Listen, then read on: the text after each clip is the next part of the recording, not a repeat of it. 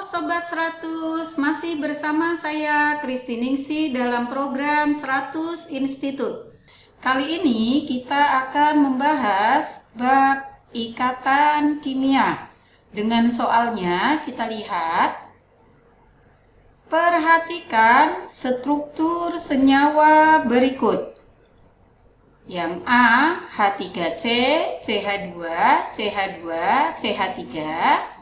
Yang B, H3C, CH, CH3.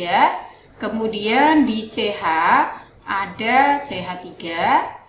Yang C ada H3C, C, CH3. Kemudian di C nomor 2 ada CH3. Kemudian di bawah juga ada CH3. Yang D, H3C, CH2, CH2, CH2, CH3. Untuk yang E, H3C, CH2, CH3. Jadi diketahui ada 5 struktur ya di sini.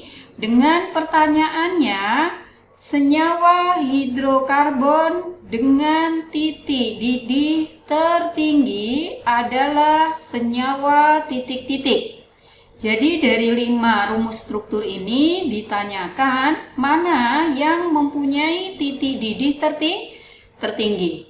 Oke Sobat 100, pertama yang Sobat 100 perlu ingat pastinya adalah ciri atau syarat suatu senyawa hidrokarbon yang titik didih paling tinggi itu jika syaratnya apa? Oke, untuk penjelasannya bisa kita lihat ya. Yang pertama, seluruh senyawa tersebut sama-sama merupakan senyawa nonpolar dengan gaya dispersi atau London yang bekerja antar molekulnya. Jadi, karena senyawanya semua hidrokarbon, pastinya dia merupakan senyawa kovalen nonpolar. Maka mengandung gaya dispersi atau gaya London. Itu yang pertama. Kemudian yang kedua, syaratnya adalah pada senyawa homolog alkana makin banyak jumlah atom C dan panjang rantainya makin kuat gaya dispersi antar molekulnya sehingga makin tinggi titik didihnya. Itu syarat yang kedua ya. Jadi di dalam hidrokarbon itu terjadi gaya dispersi, kemudian gaya dispersi semakin kuat itu jika jumlah atom C semakin banyak dan panjang rantainya. Artinya jika jumlah C-nya sama, semakin sedikit alkilnya atau cabangnya itu titik didihnya semakin tinggi. Kita lihat kembali kelima struktur tadi kita tentukan ya jumlah atom C-nya ada berapa, kemudian rantainya panjang dan memiliki cabang atau tidak. Oke, kita lihat yang A ada H3C, CH2, CH2, CH3. Kalau kita hitung di sini jumlah C-nya ada 4. Jadi C-nya 4 dengan rantai lurus, artinya tidak memiliki cabang. Kemudian kita lihat yang struktur B, di sini jumlah C totalnya juga ada 4, tetapi di nomor 2 ada cabang. Jadi bisa kita tulis jumlah C-nya ada 4, terus memiliki 1 cabang. Kita lihat struktur yang C, jumlah total C-nya kita hitung ada 1, 2, 3, 4, 5, kemudian ada 2 cabang di C nomor 2. Jadi bisa kita simpulkan ada C-nya 5 memiliki 2 cabang.